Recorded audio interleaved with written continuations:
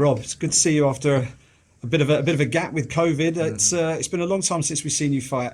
That was an emotional one for you. I remember you coming backstage, and it was a very emotional one. How have things been for you since that fight?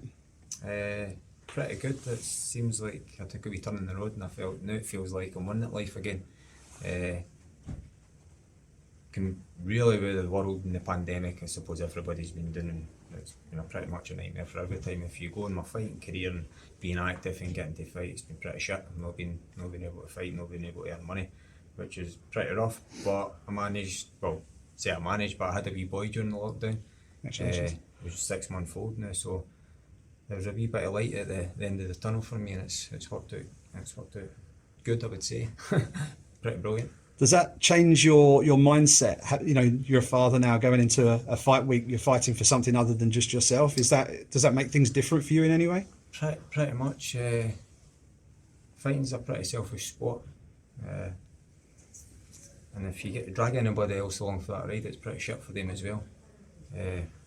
Not got any choice. I've got a wee boy to drag along, but I suppose it makes me think about how I project myself to the world more than ever now. Trying not to swear, which I'm doing a terrible job at right now. I would hate for him to grow up and do the same. Even grow up fighting, I wouldn't be keen on that either, but I'm on a platform where I can show him hard work pays off. And the hard work's got you a 4-fight win streak. I asked the same question to Charlie Leary, actually. He got a big win in his last fight. He's been frustrated that he hasn't been able to go in and pick up that momentum. How's it been for you? You're on that win streak and you haven't really been able to capitalise on it due to factors out of your control. It seems to be every time I get a wee bit of momentum going, I get shut down with something. Before in the previous organisation, it was contract issues. This time it was a pandemic around the world.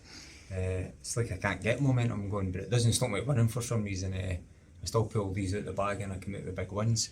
It's great to have momentum, but as long as you keep winning, it doesn't really matter in the time frame when it is. As long as I go out there and perform and win, I couldn't care if I fought once a year or once next year.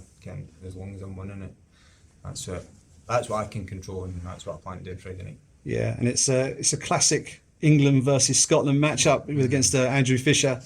Does that add any extra spice to it for you, or is it just another matchup for you? Just another matchup for me. You know, when I was young, like in Scotland, we've got 2 football teams, Celtic and Rangers, and it always caused problems for me when I was young. Like, what team do you support? And if you supported the wrong team, you ended up in a fight. So it made me hate football. I actually don't even like watching it because it got me in that much trouble when I was wee, and I ended up being pals that supported 2 different teams, and I'm stuck in the middle being pals with this guy, pals with that guy, and they hate each other because of the football team. Well, I see the same as England and Scotland, and I've got pals all around the world now. So when people try and compare England to Scotland to turning up to fight, I'm just like, oh fuck, I've had enough of that. I really don't like to focus on the Scottish and England. I'm really passionate about where I'm from in Scotland, but I don't look at an English guy and think I hate you just because you're English. So it's not going to make a difference what nationality the guy was on Friday night. I'm still going to go in there and try and knock his head off. Yeah, and does it help his English though? No, it doesn't. As I said, it doesn't matter. Fuck, Gareth. It doesn't sound like it when you say it though. You say it with the air of a man who's about to come down the border and lay waste. To use guys it does, because I know you love that shit, but to me it doesn't matter. But you don't know the sinister nature and sound of your own voice. No, it sounds like you mean business. No, you're proper right. It does sound like you mean business. But in fight week and I'm 7 pounds off my weight, so yeah. I mean business if we're talking about Jaffa cakes or a cup of tea. It's the fucking same. So don't tease you, yeah? Don't tease you with chocolate and stuff, yeah. As a proud Scot though, you know, I think I spoke to you about this before the Bellator debut last time out. You're on the roster. It would seem that potentially with the pandemic opening up, the Hydro's got to be an option at some point for Bellator if they want to keep putting on fights in the UK. How much would that mean to you to pick up a big win here this weekend and then maybe get yourself a fight in the Hydro at some point, maybe in 2022? That dream come true.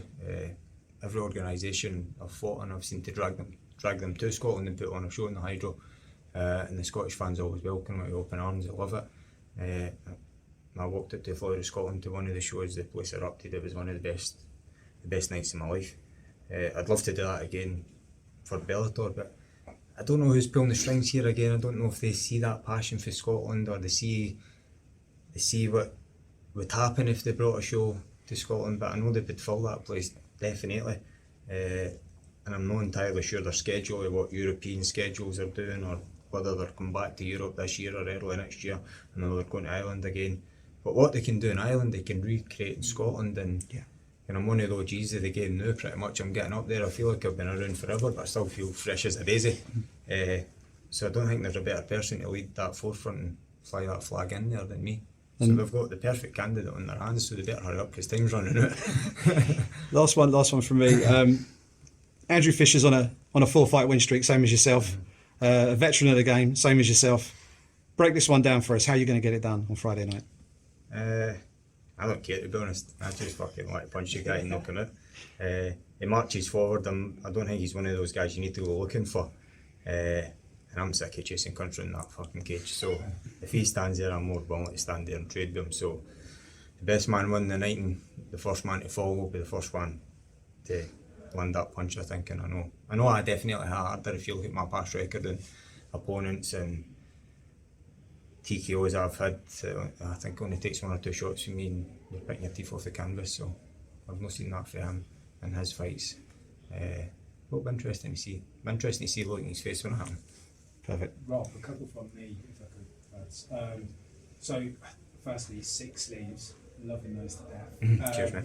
Secondly, your little man, what's his name? Blake. Blake, Blake. loving that. And then finally, I know that you spoke about personal difficulties like 2019, 2020, and I know Pretty rough. it's been really, really difficult to everyone. You look super well, so I'm guessing that those things are behind you and you're super focused on Can't keep a good man down, can you? Good man. It's never going to last that long.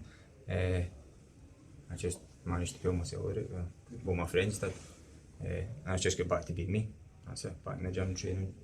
Hopefully get paid to fight now again. The world's back to normal. Got a wee guy there to represent as well. So it seems like I'm winning again. I'm going to win on Friday night. So I'm looking forward to it. Cheers. Oh, can I do one more before you dive in? Is that all right? Of course. It's the MVP show in the main event. He's taking on Douglas Lima. Everyone's got an opinion on MVP. He's got a very exciting, polarising fighting style. We're asking everybody we talk to this week to describe MVP in one word. How would you describe MVP in one word? Elusive. Perfect. Thank you very much, Rob. Rob, I'll Appreciate come it. to an interview with you for the sponsors, William Hill.